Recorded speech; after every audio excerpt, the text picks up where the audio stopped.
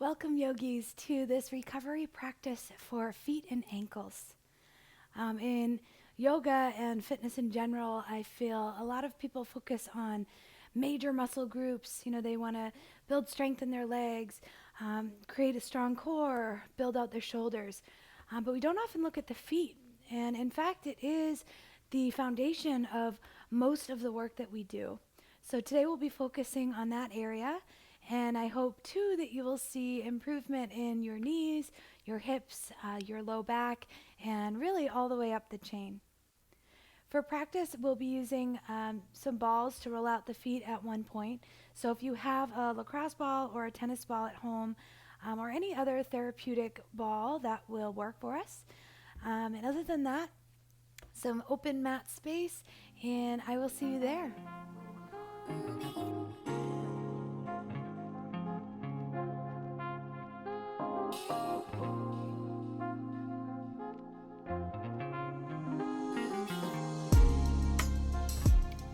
Okay, friends. If you have your props, just put those off to the side, somewhere towards the top of your mat so that they are accessible. And we'll begin today in a cross-legged seat. If you find that you need some support, sitting on a blanket, a block, or just anything to elevate your seat might make this more comfortable. From here, I'll just have you close your eyes. Set your foundation by grounding through your two sits bones,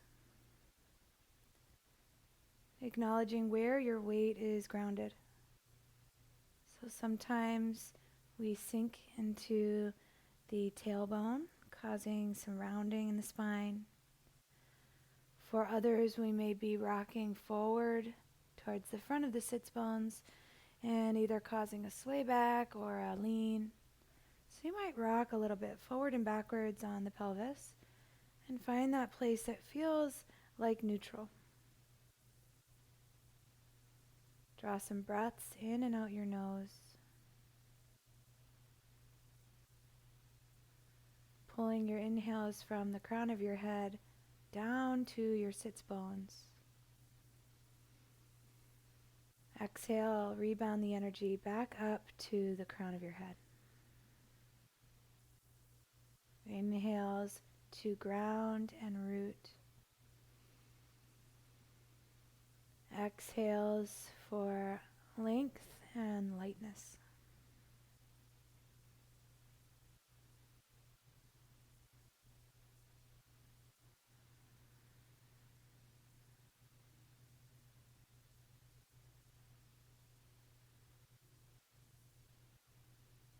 Realize where you might be gripping or holding.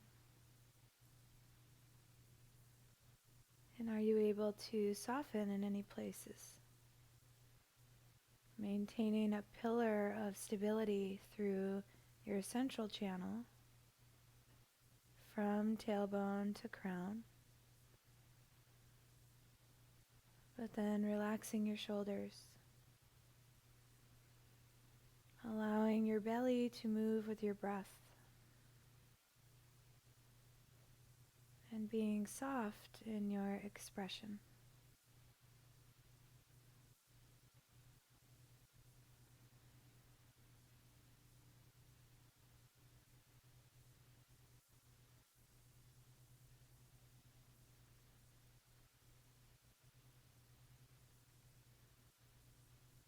Take a few more grounding breaths. Softly surrendering to the moment. Clearing your mind. And committing to this short time of practice to tune in, to take care, and to invite in some interest and curiosity.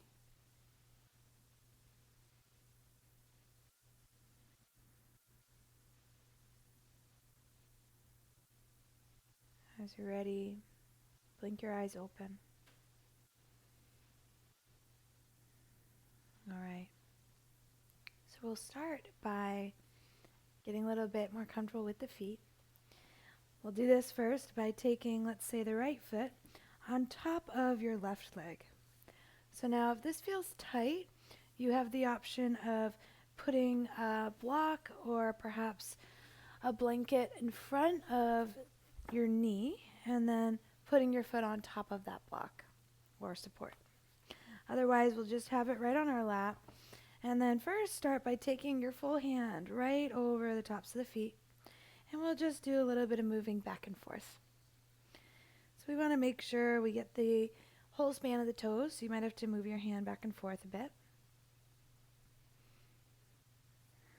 You might get some little cracks and snaps, right? That's all good. A little pull on the toes. All right, and then we'll take the thumbs and just work them around the base of the foot. So you're just trying to massage all around. Press into the heel, get into the Achilles, certainly through the arch of the foot, the outer edge.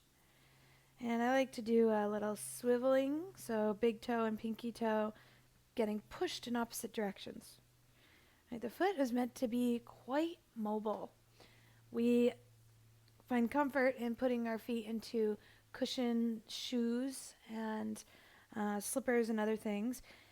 But what that's doing is often changing the shape of our feet, especially if we're wearing high heels, and kind of taking away their intelligence, right? They're not as mobile and able to feel and adapt to surfaces. So this is just trying to get some of that mobility back. All right, now one space I do want you to focus on is the arch of the foot, right? We have this band of fascia that runs from the heel up to sort of the ball of the foot. So if you flex your toes back, you can often see the band kind of pop out a bit here.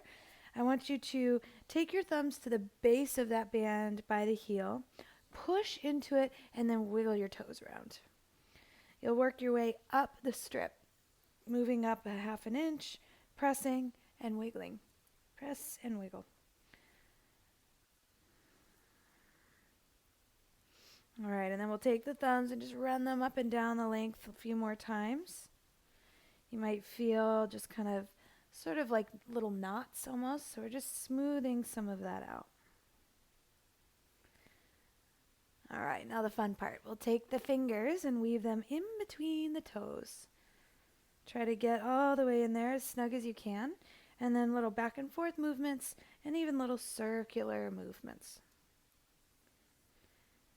And if you have a tendency towards bunion, as I do, we want to always stay focused on that big knuckle there, right? Although we might have the tendency to get them, and if we again wear heels or restrictive shoes, that could exacerbate the problem. But with this work, we can undo that compression when it happens and return the feet back to balance and hopefully avoid surgery and other more drastic measures down the line. All right, when you're feeling good there, we'll release the foot, extend both legs straight out in front of you, and then just spread your toes out. Fan the toes wide, give them a little wiggle. See if you can either observe or simply feel a difference between one foot and the other. Okay. Let's switch. So you'll switch across to the legs. This time the left foot either comes onto your lap or onto a block or something in front of your knee. And then we take the full hand right up and over the toes, give them a little wiggle. Back and forth movements. Again, if you have kind of that bunion, sometimes I like to take the big toe separately, pull on it and circle it around. But you might just get an element of that with this back and forth motion.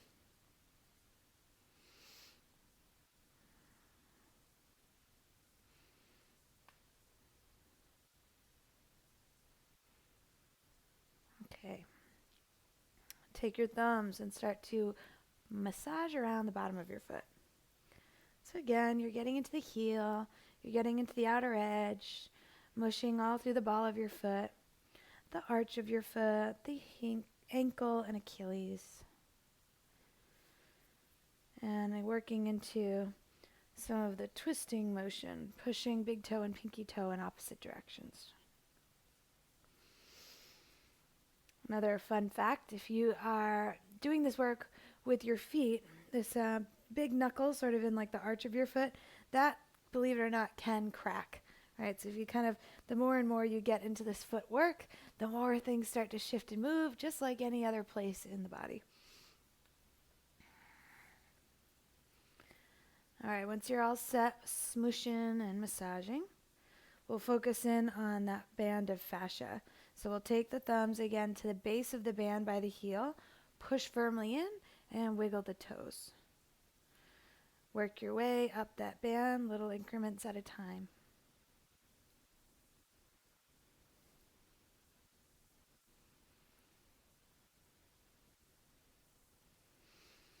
Once you get through, a couple big strips pressing up the band.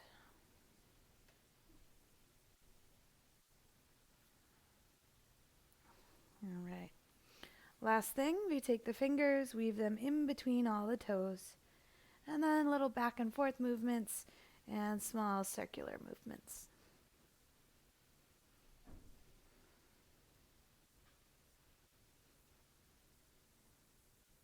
Okay, when you're feeling all set with that, once again, let's release, extend the legs, fan out the toes, give them a little wiggle, and then we'll cross the shins, come over to a tabletop, and then right up to downward facing dog.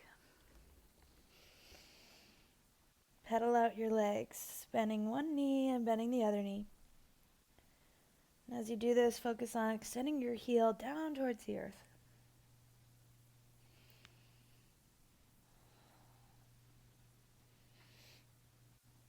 As we know, the entire body is connected. So there's work in opening the ankles, working on the ankle mobility. That can work as a partnership with mobility in the hips in order to find stability in the knees. Right, and lots of these postures we take, we can get into the right position, a safe position for the knees, if we are mobile in the ankle and hips. All right, let's rise up to tiptoes. Take a walk forward to the top of your mat, two-fold. Breathe in, extend your spine to a flat back. Breathe out and bow forward. Rise up to stand. Sweep your arms overhead. And hands to heart. Exhale. Take the hands onto your hips now. And then we're just going to circle out the ankles. So weight will come into the left foot. Circle around your right ankle. Now you'll notice as I do this, I'm coming onto the tops of the toes and looping around. So this again may create some snaps and cracks in the feet. Just let that be. Being on a mat, of course, will help so it's a little bit more comfortable on the foot. And then switch directions if you haven't already done so.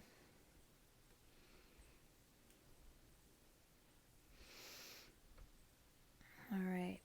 Give it a little press on the top of the foot. And then we'll just switch sides. Weight in the right foot as you start to circle the left. And again, trying to get onto the top of the foot, working all the way around. You may already feel this tugging or creating some sensation in the knee. Again, the idea is to just be curious and interested in that. As long as there's no pain, nothing to worry about. Our bodies are meant to move in all kinds of ways and all different types of planes.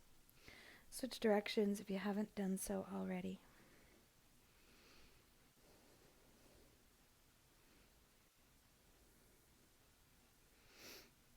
Okay, give it a little press on the top of your foot. And then we'll take our balls. So if you have options at home, the lacrosse ball is much more dense, so this is going to be more intense, where tennis ball is a little bit more forgiving. It's got a little more squish to it. So you can determine which one you want to work with. Once you have it, we're just going to put it on the ground and come back to stand. We'll start with the right foot. You'll put your foot on it, and at first just keep it light. So you're just kind of moving it around under your foot, getting used to the tension of the ball and the sensation you feel. And then in a similar way to what we did with the thumbs, now you'll use the ball to add a little bit more pressure and just start to explore around the bottom of your foot. So you're again getting in the heel, a little back and forth movements, working to the outer edge, Definitely getting into the ball of your foot and trying to sort of curl your foot over it. And again, this is when you think of like way, way back in time when we may have been running around the outside without shoes or at least with something that was really soft, right? Not nearly as supported as what we're used to now. And so as you're stepping over branches and stones and things, the foot would just form over that stuff, right? We would be able to keep our balance and not get these sharp pains. So see how much your foot's able to round and change shape. And then again, certainly some time in the arch of the foot, remembering that band of fascia and working into that by putting some pressure into the ball. I always feel some kind of weird sensation in my knee, especially where this is the ACL tear knee. So that's always interesting. And of course, if you need help with balance with this, you can always do this near a wall.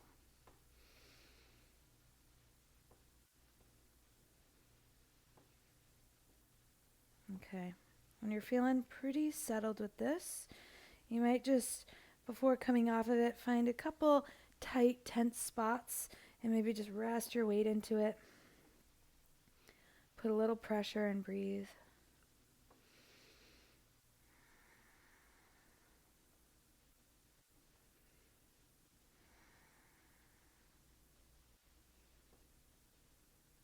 Okay, let's let that go. Just put 2 feet on the ground and then again feel a difference. Right? Usually with this one, I can feel pretty significant change between one foot and the other. Think about maybe some words that might describe how one foot is different than the other. And then we'll switch to the other foot. So again, we start really light, right? Just generally rolling it around without a lot of pressure. Just getting the foot on board with what we're about to do. And feeling around the tension of the foot, the density of the ball. Gradually add more pressure.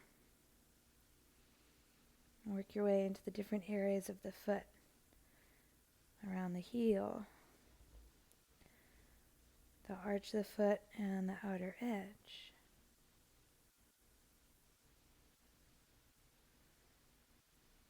And again, spending some good time in the ball of your foot. Letting the foot round over the ball. Little back and forth movements.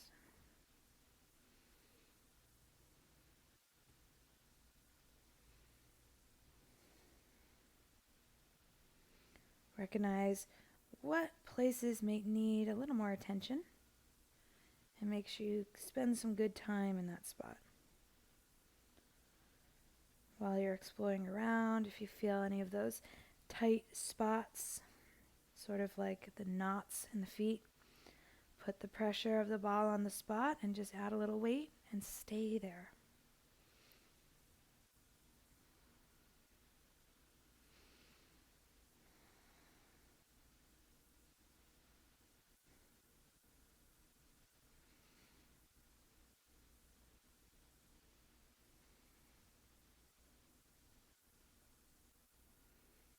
Last few moments.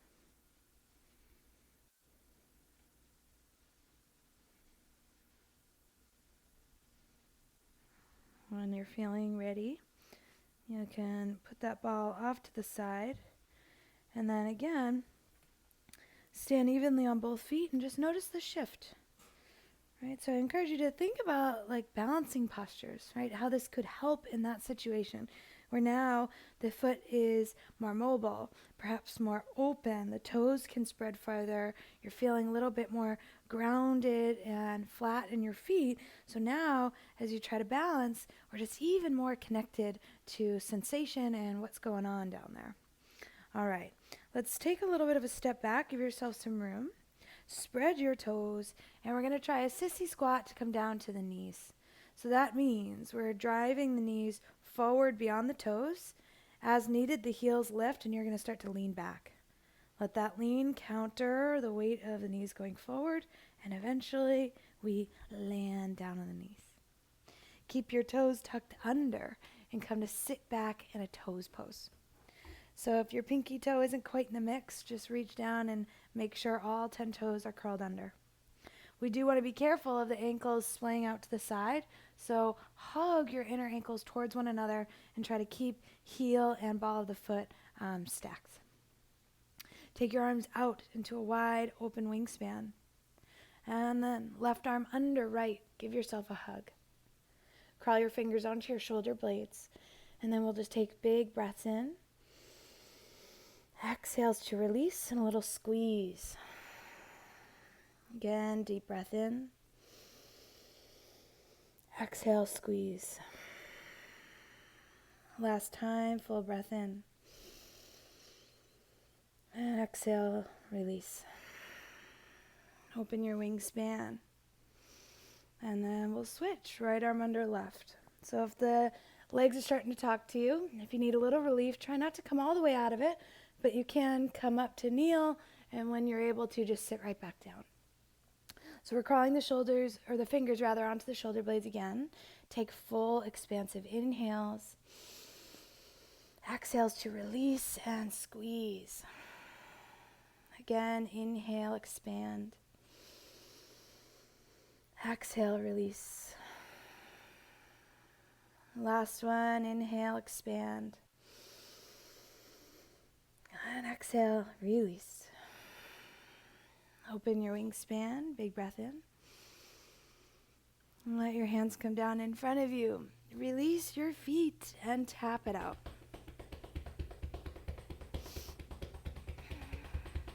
All right, give your ankles a little bit of a roll, the toes a little bit of a wiggle. And then as you're ready, we're coming up and back to downward facing dog.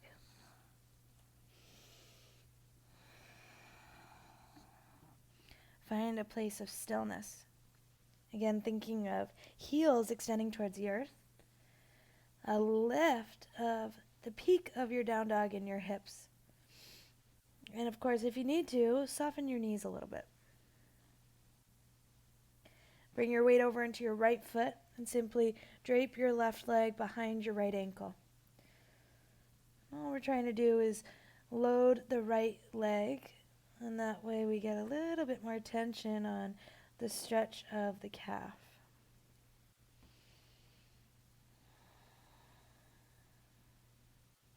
We all have different bone structures. And so some of us are able to get our heels to the ground in down dog quite easily, while others not so much.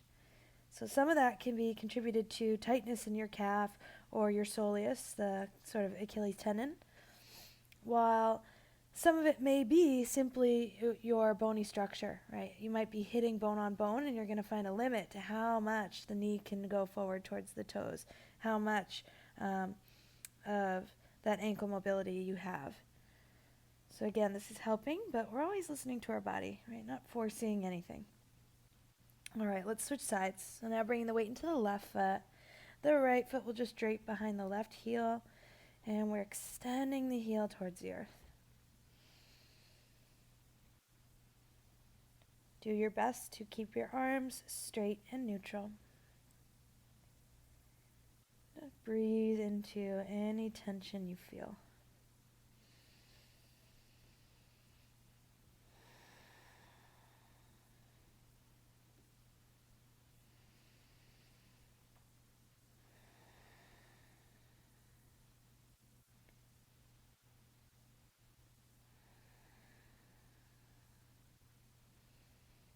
Few more cycles of breath. Continue to press through your hands, extend through your back.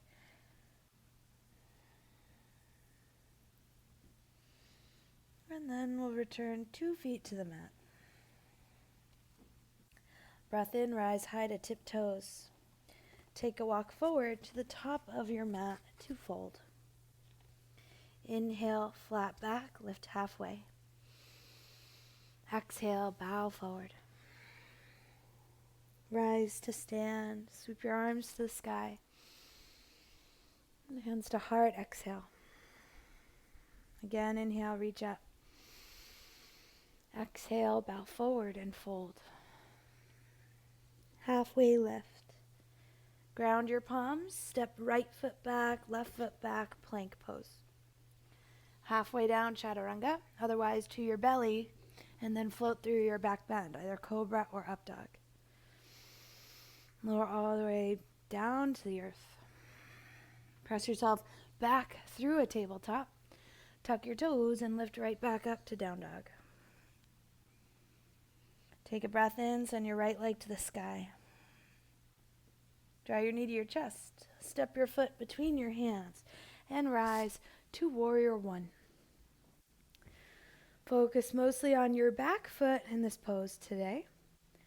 Maintaining some sort of angle in your back foot, heel farther back than your toes, staying grounded and working into that ankle mobility. Let's take another full breath in, lift and lengthen. Breath out, float your hands back down to the earth. Step back, plank. Come down through chaturanga. Inhale, upward facing dog. Pike your hips up and back, downward facing dog. Couple breaths.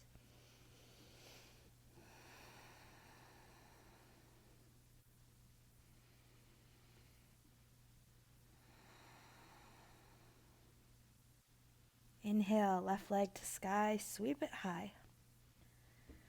Take knee to nose. Step your foot through. And then again, it's warrior one. Extend your arms and ground your back foot. There is some attention towards the pinky toe edge of your foot as we don't want to cave in on the arch, but at the same time, press down through all four corners. So still pressing evenly through the whole foot. Drive your left knee just slightly more forward. Take a breath in, lift and lengthen. Breath out, hands to mat. Step back, plank. Chaturanga. Upward facing dog. To downward facing dog. We'll take a few more rounds with that. I want you to notice how you flip over your feet when you go from up dog to down dog. So you might drop your knees for a moment here and take a look at what I'm about to show you. So a lot of times what happens, we go through our flow, and even there, right, you notice I flipped one foot and then the other. So often a lot of us do that, and we're constantly leading with the same foot. So your first option is, as you're coming through your chaturanga, pay attention to which foot you often flip first and switch. Lead with the opposite foot, right? Your other option is to try to flip the toes over at the same time. So what that looks like is you're essentially pushing your toes back and flipping to the tops of the feet. So it looks a little bit like this. Coming down chaturanga, push the toes back, and lift. So one note with that. What I don't want you to do is to shift forward and roll over the toes like that, right? Instead, it's a push back and flip. So when we're rolling over the toes forward without sliding back first, it would look like this. Chaturanga, pull forward. Now my shoulders are way beyond where I want them to be. Right, kind of achy in the wrists. Instead, again, it's very much a slide, right? You're pressing your feet back and coming onto the top. So I'll show you one more time. Chaturanga, push, and rise. And then as we come back, both feet at the same time. If you need to step forward half an inch, no problem. All right, so just something to think about as we move through these next few rounds. Let's come on back to down dog if you've lowered down. All right, full breath in, rise to tiptoes. Breath out, bend the knees, settle the heels. Look forward, walk or hop. Top of your mat. Half lift and fold. Rise up, sweep up. Hands to heart. Again, inhale, sweep. Exhale, fold. Flat back. Ground the hands, left foot back, right foot back, plank. Now again, pay attention to your feet. Chaturanga, Upward facing dog. Downward facing dog. Inhale, right leg to sky. Knee to chest, step it through. This time it's just one breath. Ground your back heel, sweep up, warrior one. Breath out, hands to mat. Step back, plank, chaturanga. Upward face. Downward face. Again, notice your feet. Inhale, left leg to sky. Knee to chest, step it through. Warrior one, rise.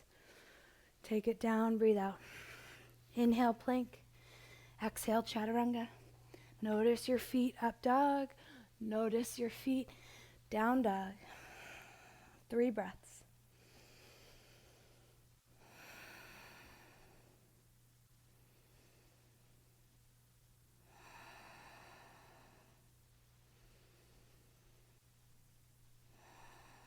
High tiptoes, breathe in. Bend your knees, walk or hop, top of the mat. Half lift and fold. Rise up, sweep up. Hands to heart. One more time through, breathe in, reach. Breathe out, fold. Flat back. Ground your palms, step or jump. Chaturanga. Up face, notice your feet. Down face, notice your feet. Breathe in, right leg high. Curl the knee forward, step it through. Warrior one, sweep up. Exhale, take it down. Inhale, plank. Exhale, chaturanga. Upward face to downward face. Breathe in, left leg to sky. Knee to chest, step it through. Warrior one breath, reach up. Exhale, take it down. Inhale, plank. Exhale, chaturanga. Up face, lift the heart. Downward face, take it back. 3 breaths.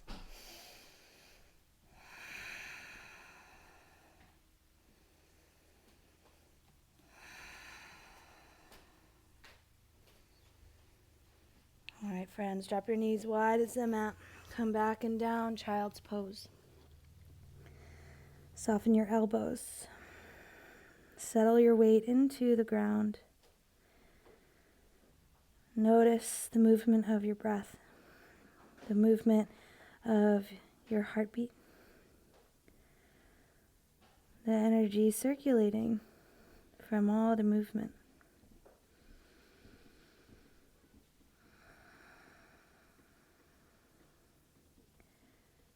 Notice your breath starting to come back to equilibrium. Settle and balance.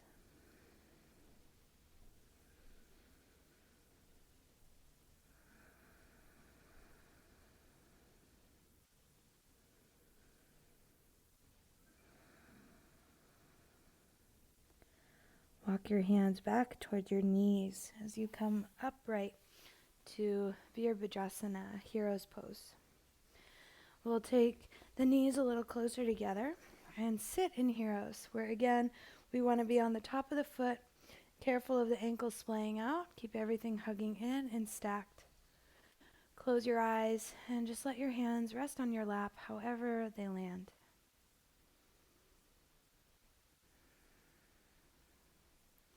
For any of you where this is feeling really uncomfortable, you could always roll up a blanket and take the small part of the roll and place that right underneath your ankle.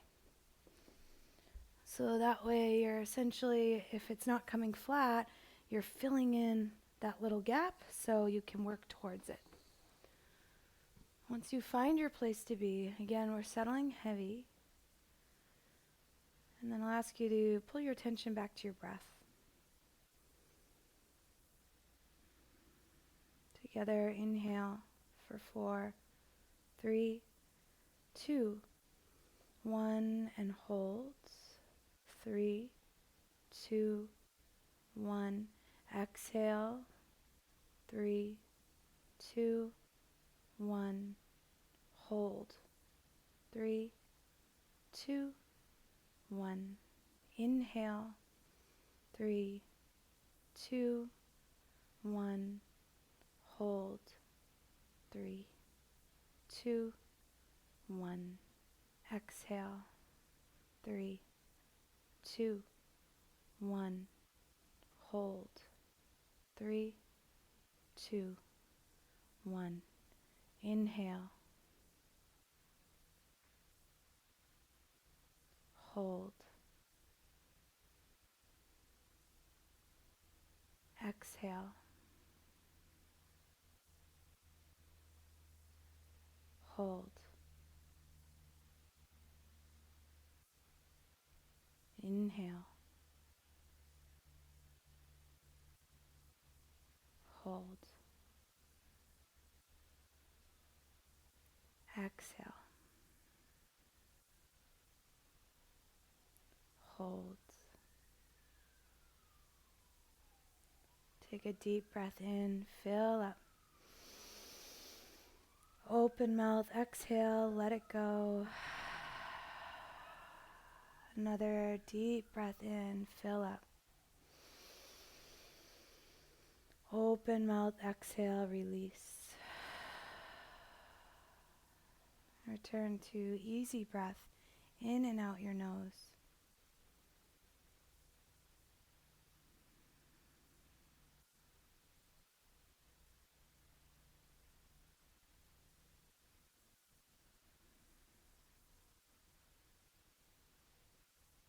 I encourage you to choose to stay here for a few more minutes.